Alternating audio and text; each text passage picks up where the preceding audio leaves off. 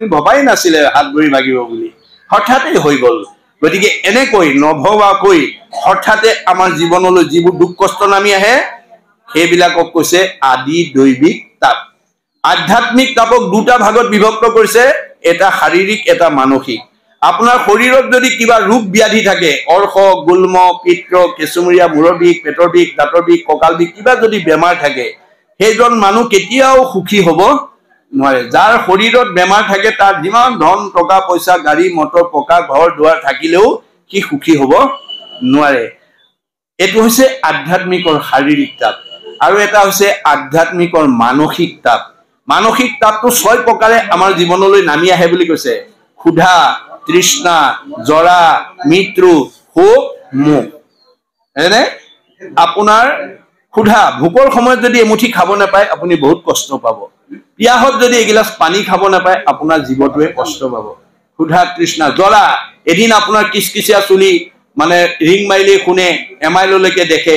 আজি কালৰ তৰ্কিত গতিত চুলিখিনি বগা হৈ গ'ল, চকুৰ দৃষ্টিশক্তি কমি গ'ল, কাণে নুশুনা হ'ল, মুখৰ আগত চিঞৰি থাকিলেও নুশুনা হ'ল। সেই সময়ৰ যিটো দুখে আমাক চুব সেইটো হ'ব আধ্যাত্মিকৰ মানসিক তাপ। এনেধৰণে আমাৰ মানে 3টা তাপে প্ৰত্যেককে আমাক তাপগ্ৰস্ত কৰি ৰাখিছে।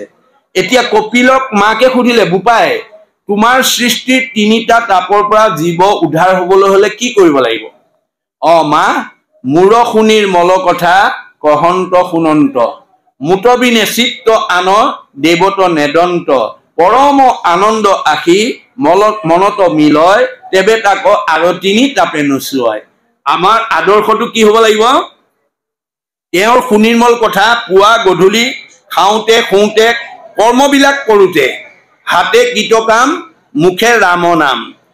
আপোনালোকৰ ঘৰৰ যিজনী বোৱাৰীয়ে ঠাইঘৰ সাৰোঁতে, কাপোৰ কানি ধুওঁতে, কাঁহী বাতি ধুওঁতে, অন্যান্য কৰ্ম কৰোঁতে যিগৰাকী বোৱাৰী বা জীয়াৰীয়ে বৰগীত গাই থাকে, ভগৱন্তৰ ঘোষা গাই থাকে, কৃষ্ণৰ নাম লৈ থাকে, সেইজনী বোৱাৰী মুখত সদায় হাঁহি দেখিব।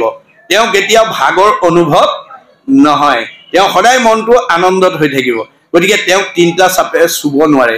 যিজনী বোৱাৰীয়ে লগৰ দুজনী বোৱাৰীয়ে এজনীয়ে কৰি পেলাই ভাবিছে মই অকলে কৰি আছো, এওঁ নকৰে, মই কৰিছো বুলি যিজনে ভাবিব তেওঁ অহংকাৰ আহিব। নাই, সমস্ত কৰ্মক মই কৰো বুলি মানে অহংকাৰ বুলি তাক জানিবা আপোনে। মই কৰিছো বুলিলে অহংকাৰ আহি যাব, অহংকাৰ আহিলে মায়া আহিব। মায়াই কি কৰিব? আমাৰ মাজত মনৰ বৈষম্যতা আনিব, ইজনীক সিজনীয়ে ভাল নোপোৱা এটা দিন অৱস্থা নামি আহিব। কাৰণ মই বুলি ভাবিলে নহয়, যে মই নিমিত্ত, ঈশ্বৰে মোক কৰাইছে। কোনোবাই কৰ্ম কৰিব, তেওঁ শৰীৰ ভাল থাকিব, শৰীৰৰ শ্ৰম। আমাক বেদে কৈছে তুমি শাৰীৰিক পৰিশ্ৰম কৰিবা ৰাতিপুৱা শুই উঠাৰ পৰা গধূলা খোৱালৈকে, তেতিয়া ডায়েবেটিছ তোমাৰ শৰীৰলৈ যাব নোৱাৰে। কাম কৰি শৰীৰৰ ঘাম মাটিত পেলাবলৈ যত্ন কৰিবা, শৰীৰৰ শ্ৰম। শাৰীৰিক পৰিশ্ৰম কৰাটো আমাৰ জীৱনৰ লক্ষ্য হ'ব লাগে। কিন্তু আমি শৰীৰৰ শাৰীৰিক পৰিশ্ৰম নকৰাৰ কাৰণে আজি আমাৰ বহুত মানুহ ৰোগী হৈ গৈছে, বেমাৰে ধৰিছে। আৰু অৱশেষত ডাক্তৰে কি বুলি কৈছে? তুমি অন্য নহ'লেও 3 মাইল মান খোজ কাঢ়িবা, একদম গাৰ ঘাম ওলাই যোৱালৈকে। এতিয়া খোজ কাঢ়িবলৈকে দি দিছে, উপায় নাই আৰু, অন্য পৰিশ্ৰম নকৰা তাকে কৰাগে আৰু। গতিকে আমি যদি শাৰীৰিক পৰিশ্ৰম কৰি থাকো আমাৰ কেতিয়াও এইবিলাক বেমাৰে আমাক আক্ৰমণ কৰিব নোৱাৰে। সেইকাৰণে আমাক বেদে শাস্ত্ৰই আমাৰ জীৱনশৈলী সকলো নিয়ম নীতি আদৰ্শৰ কথা আমাক কৈ আছে। আমি নাজানো, মই অলপ আগতে কৈছো, আমি খাব নাজানো, দিব নাজানো, শুব নাজানো, উঠিব নাজানো। এইবিলাক নজনাবিলাকে আমাক কি কৰিছে? জীৱনলৈ দুখ কষ্ট নমাই আনিছে। আমি কেনেকৈ শুব লাগে আমাৰ বহুত মানুহে নাজানে। ধুনীয়া বিচনা পাৰি থৈছে, টোপনি ধৰিলে বুলিয়ে গৈ ধপংকে পৰিলে আৰু শুলে আৰু, নাই। কিন্তু আমি কেনেকৈ শুব লাগে মাধৱদেৱে আমাক কৈছে।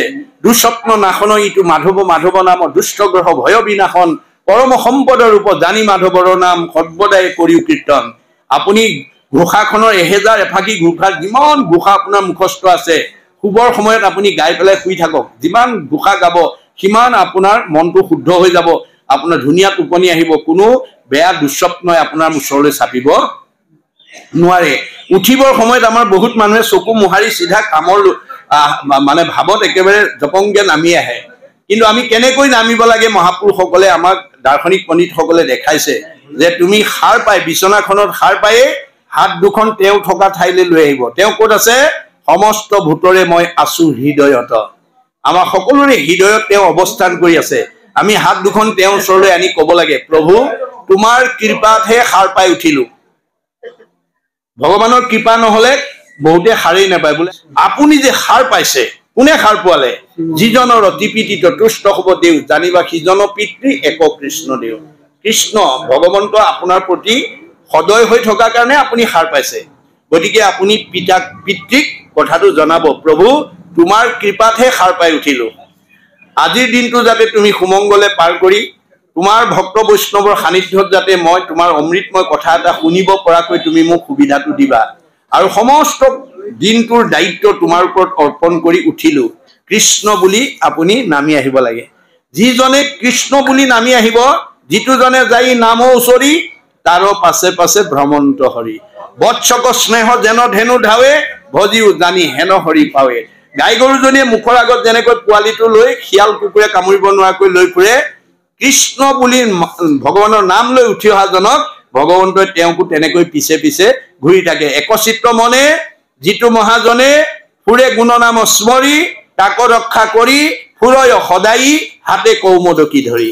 ভগৱন্তৰ নাম লোৱাৰ লগে লগে ভগৱন্ত তেওঁ পিছত গৈ থাকে। যিটো নাম লয় হৰি তাৰ হয়।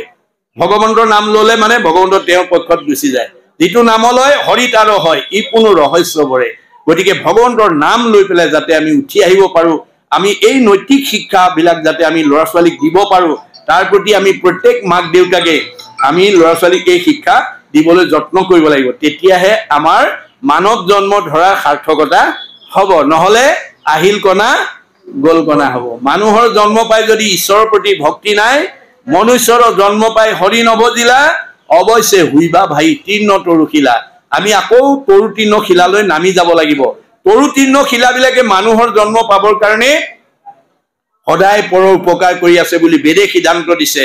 পৰ উপকাৰ আয় ফলন্তি বৃক্ষ, গছবিলাকে ফল দি আছে, নিজে নাখায় আনক খুৱাই আছে। কি লাগে তেওঁলোকক? মানুহৰ জন্ম লাগে। পৰ উপকাৰ আয় দুগ্ধন্তি গাব, গাইবিলাকে গাখীৰ দি আছে, নিজে নাখায় আনক খুৱাই আছে। তেওঁলোকক কি লাগে? মানুহৰ জন্ম লাগে। পৰ উপকাৰ আয় বহন্তি নদ্য, নদীবিলাক অহৰহ বৈ আছে, পৰৰ উপকাৰৰ কাৰণে কি লাগে? মানুহৰ জন্ম লাগে। সকলো প্ৰকৃতি জগতৰ জীৱই মানুহ জন্ম পাবৰ কাৰণে অহৰ্নিশে যত্ন কৰি আছে। আনকি স্বৰ্গৰ দেৱতাসকলেও ব্ৰহ্মাকে প্ৰমুখ্য কৰি দেৱতাসকলে অতুহি দেৱা ইচ্ছন্তি জন্ম ভাৰত ভূৰতলে। এই ভাৰত ভূমিত মানে মানুহ জন্ম পালে ঈশ্বৰত ভক্তি কৰি জীৱ উদ্ধাৰ হৈ যাব পাৰে। সেইকাৰণে দেৱতাবিলাকেও ভাৰত ভূমিত এই ধৰাধামত মানুহৰ জন্ম পাবৰ কাৰণে বাঞ্ছা কৰে। আৰু আমি যদি মানুহৰ জন্ম পাই সেই কথাটো যদি উপলব্ধি নকৰো, তেতিয়াহ'লে আমি আকৌ গৈ তৰু তৃণ শিলালৈ ঘূৰি যাব লাগিব। আত্মঘাতী হ'ব। সেইটোক আত্মঘাতী বুলি কৈছে। আমি আত্ম উদ্ধ গতি হ'ব লাগে। ভাগৱত শুনি আপুনি সদায় জীয়াই থাকোঁতে শান্তিত থাকিব লাগিব, মিলা প্ৰীতিত থাকিব লাগিব, মৰম স্নেহৰ মাজত থাকিব লাগিব। আৰু সেইটো জীৱই মৃত্যু হলে পৰম গতি পাব, ওপৰলৈ গৈ থাকিব। এইটো কথা কৈ আছে দেই। তজু উপদেশে আবেশে জানিল, প্ৰাণৰ বন্ধু কৃষ্ণক কিনো কৃপা মোক কৰিলা হাজেন, চক্ষু দিলা অন্ধক। চকু থাকিও মই এই কথা বুজা নাছিলো, দেখা নাছিলো। আজি তুমি মোক এই উপদেশৰ দ্বাৰা মোক তুমি কি কৰিলা? জ্ঞান চক্ষু দান দিলা। অসংসাৰ তাপত মৰৈ মূঢ় লোক, কৰা তাক নিস্তাৰ, কেশৱত চিত আচৰ্যা ৰহিতো নাহি পদভূত তাৰ। ভগৱানৰ ওচৰত যাৰ বিশ্বাস থাকিব, ভগৱানৰ প্ৰতি যাৰ ভক্তি থাকিব, তেওঁ কেতিয়াও বিপদত পৰিব নালাগে। মনত ৰাখিব, আপুনি অকাম, ভগৱন্ত পূৰ্ণ কাম। আমি পৰতন্ত্ৰ, ভগৱন্ত স্বতন্ত্ৰ। আমাৰ মনৰ কামনা ভগৱন্তহে পূৰণ কৰিব, আপুনি নিজেই পূৰণ কৰিবলৈ নাযাব। আজি ভাগৱতৰ এই কথা নজনা আমাৰ সমাজত বহুত মানুহে নিজৰ মনৰ বাঞ্ছা নিজে পূৰণ কৰিবৰ কাৰণে যায়। দৰকাৰ হলে মনৰ কামনা পূৰণ কৰিবৰ কাৰণে কাৰোবাক দুখ দিয়ে, কাৰোবাক আঘাত দিয়ে, কাৰোবাক ঠগে, কাৰোবাক প্ৰবঞ্চনা কৰে, কাৰোবাৰ মাটি সীমা এবেগেট বা এহাত নিজৰ ফালে ভৰাই ধনী হোৱাৰ প্ৰয়াস কৰে। ভগৱানে কৈছে তুমি কাক ঠগিছা, কাক দুখ দিছা, কাক আঘাত দিছা, কাৰ সীমা ঠেলিছা? যত দেখা ভূত প্ৰাণী সবা হাকে বিষ্ণু মানি, হিংসা এৰি কৰা উপকাৰ। চবতে ময়ে আছো দেখোন, মোকেই ঠগিবা, মোকেই দুখ দিবা, মোকেই আঘাত দিবা, মোকেই প্ৰবঞ্চনা কৰিবা, মোৰে সীমা ঠেলিবা, আকৌ মই তোমাক ভালে ৰাখিব লাগে, এইটো কেতিয়াও সম্ভৱ নহব। গতিকে তুমি ভাগৱত শুনি এই বেয়া স্বভাৱবিলাক এৰিবা। বেয়া এৰি ভাল নলোৱা পৰ্যন্ত তুমি মোৰ পৰা মনৰ কামনা পূৰণ কৰিব নোৱাৰে। মই পূৰ্ণ কাম, তুমি অকাম। মই স্বতন্ত্ৰ, তুমি পৰতন্ত্ৰ। তুমি বহুত দিনৰ পৰা ক'ৰবাত যাম বুলি ভাবি থাকিলেও নিৰ্দিষ্ট দিনা যাব নোৱাৰিবও পাৰা যদি মই নোযাওঁ। গতিকে মই স্বতন্ত্ৰ, মোক চিন্তা কৰিবা আৰু সকলো কৰ্মৰ প্ৰাৰম্ভণিতে মোক অৰ্পণ কৰি ল'বা। যত ধৰ্ম কৰ্ম কৰা কৃষ্ণত অৰ্পণ, তেবে অপ্ৰয়াসে সিজিবে প্ৰয়োজন। আপুনি কৰ্মটো মই কৰিছো বুলি নাভাবিব, প্ৰভু তুমি কৰাইছা, মই মাত্ৰ নিমিত্ত।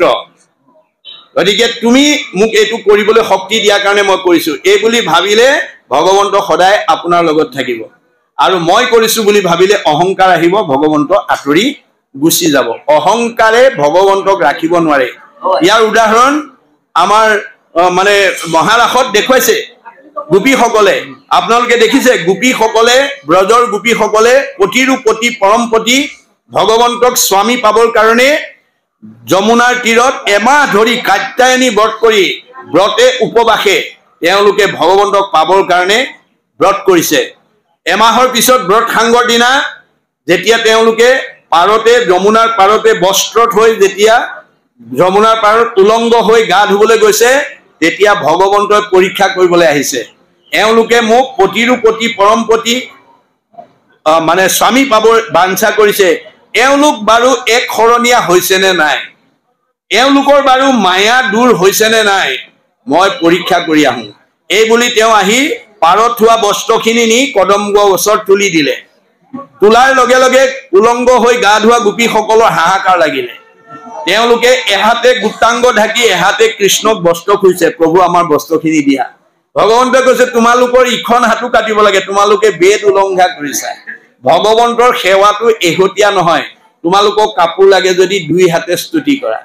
আজি এই দৰ্শন নজনাৰ কাৰণে আমাৰ বহুত শিক্ষিত মানুহ গাড়ীয়ে মটৰে ট্ৰেইনত গলে মঠ মন্দিৰ নামঘৰ দেখিলে এহাতে সেৱা কৰে। এনেকৈ চাবচোন, বহুতে এনেকৈ সেৱা কৰা দেখিবলৈ পাব।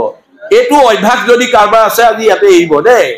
এইটো সেৱা কেতিয়াও ভগৱন্তই গ্ৰহণ নকৰে। আপোনাৰ যদি ভগৱন্তৰ প্ৰতি শ্ৰদ্ধা আছে, কোনো মঠ মন্দিৰ নামঘৰ দেখিলে কৃষ্ণ বুলি দুইখন হাতেৰে সেৱা কৰিব, নহলে মূৰটোকে দুৱাই যাব। এহাতে সেৱা ভগৱন্তে গ্ৰহণ নকৰে। এতিয়া উপায়ন্তৰ হৈ তেওঁলোকে সকলো লাজ কাজ ত্যাগ কৰি যেতিয়া দুয়ো হাতে যেতিয়া বস্ত্ৰ বিচাৰিলে, বস্ত্ৰ দিলে, কিন্তু তেওঁলোক পৰীক্ষাত উত্তীৰ্ণ হ'ব নোৱাৰিলে। তেওঁলোকক এবছৰ সময় দিলে। এতিয়া তোমালোকক মই এবছৰ সময় দিছো, যোৱা তোমালোকে হাতে কৃতকাম মুখে ৰাম নাম লৈ তোমালোকে কৰ্ম কৰি থাকা। এবছৰৰ মুঠত যেতিয়া তোমালোকৰ হৃদয়খন শৰৎকালৰ পূৰ্ণিমাৰ দৰে পবিত্ৰ হ'ব, সেইদিনা তোমালোকক মই বংশীত ধৰিৰে আমন্ত্ৰণ কৰিম, তোমালোকৰ মনৰ বাঞ্ছা পূৰণ কৰিবৰ কাৰণে আহিবা।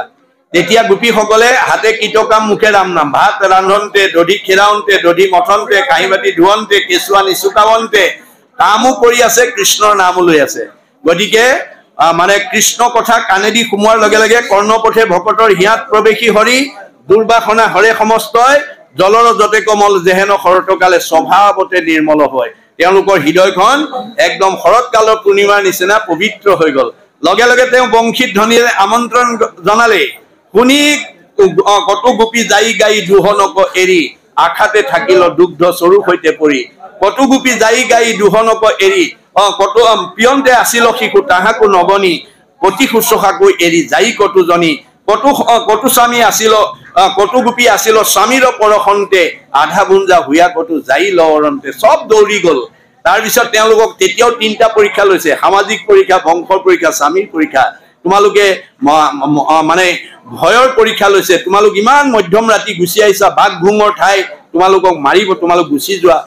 তোমালোকৰ বংশ পৰিয়ালে ৰাতি গুচি আহিলে সন্দেহ কৰিব, তোমালোক গুচি যোৱা। সমাজে তোমালোকক নিন্দা কৰিব, গুচি যোৱা। তেতিয়া ক'লে এইবোৰ চব তোমাৰ ওপৰতে অৰ্পণ কৰিছে। তেতিয়া পৰীক্ষাত উত্তীৰ্ণ হৈ গল। হোৱাৰ লগে লগে তেওঁলোকৰ মনৰ কামনা পূৰণ কৰিবৰ কাৰণে যত গোপী তত কৃষ্ণ হৈ নাচি আছে। নাচি থকাৰ লগে লগে প্ৰত্যেকজনী গোপীৰ মনত অহংকাৰ আহি গল, ময়ে চাগে ধুনীয়া, মোকে চাগে কৃষ্ণই ভাল পায়, মোৰ লগতে আছে। ঠিক আছে, এইটো কৈ পেলাই। গতিকে সকলো সকলো যাতে যে সকলোৰে গাতে যে কৃষ্ণ আছে এই কথাটো আমাৰ আজিও ধাৰণা নাই। আজিও আমি গোপী হৈ আছো দেই, আমি সব গোপী। গু পদে বেদ, পি মানে পান কৰা। আমি আজি বেদৰ কথা পান কৰি আছো, আমি গুণত গোপী হৈ আছো।